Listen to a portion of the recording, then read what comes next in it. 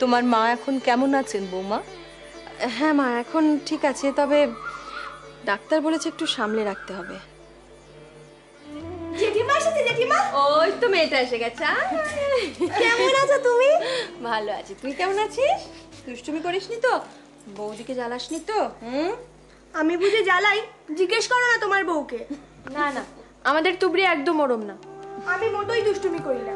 দুষ্টুমি করে তো তোমার ছোট ছেলে। আচ্ছা, সে কই রে? খবর পাইনি আমি এসছি। দেবদা তো বাড়ি নেই। বাড়ি নেই? কোথায় গেছে রে? কোথাও একটা গেছে।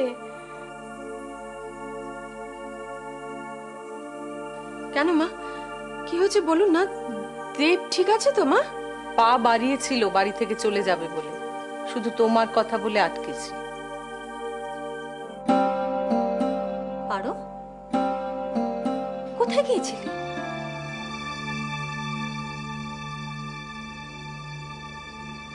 পারো, আমি একটা প্রশ্ন করছি কিন্তু তোকে। বৌমা, এত রাত অবধি যদি স্কুল হয়, কাল থেকে আর স্কুলে পাঠাবার দরকার নেই। শুধু স্কুল হলে আমি কিচ্ছু বলতাম না। ও শুধু স্কুলে যায়নি, ও তারপরে অন্য কোথাও গিয়েছিল। আমি ঠিক বলছি পারো? কোথায় গেছিলি বল? তুই না তোর তোর ছাত্রছাত্রীদের শেখাস না যে সবসময় সত্যি কথা বলবে, সদা সৎ পথে চলবে, নিজের বেলায় নিয়মটা খাটবে? তো আমি দেবতার সাথে দেখা করতে গেছিলাম মা। আবার তুই? আরে তোর আত্মসম্মান বোধ নেই? আর তা নয় বলবো তুই যথেষ্ট স্বার্থপর। বৌমা, নয়তো কি? যে বাবা মার কথা ভাবে না, পরিবারের কথা ভাবে না, শুধু নিজের ভালো লাগার কথা ভাবে, সে স্বার্থপর ছাড়া আবার কি? স্বার্থপর মেয়ে একটা। জানো, সবাই আমার কত প্রশংসা করছে, ঠাকুমা কত সুখ্যাতি করেছে আমার। তোমার শুনে ভালো লাগে না?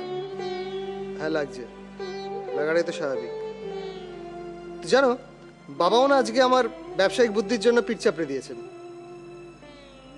আসলে বাবা ব্যবসার ব্যাপারে আমাকে খুব ভরসা করেন, তো আরেকজনকে তো ভরসা করা সম্ভব না। যা হচ্ছে দিন দিন। কে? দেব ঠাকুরপো? আহা, ও তো ছোট। তুমি ওকে আগলানোর চেষ্টা করছো। তোমাকে আমি বলেছি না এসব নিয়ে তুমি মাথা ঘামাবে না। আমার জন্য তোমাকে আর কোনোদিন কারোর কাছে ছোট হতে হবে না। কথা দিচ্ছিস? তোর কথার কোনো দাম আছে? তোর কাছে তোর বাবার কোনো মূল্য আছে? আছে বাবা, আছে। তোমরাই তো আমার সব।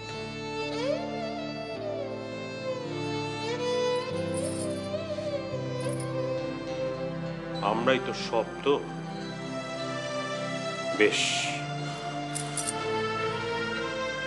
আমার মাথায় হাত দিয়ে বল, বল পারো আমরাই তো সব। এখন থেকে আমাদের সব কথা তুই শুনবি, আর জীবনেও দেবদাস মুখার্জির সঙ্গে দেখা করতে যাবি না। বল, বল পারো।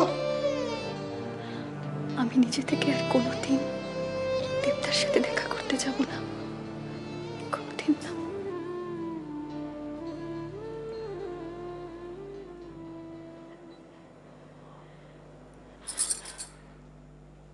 যদি যাস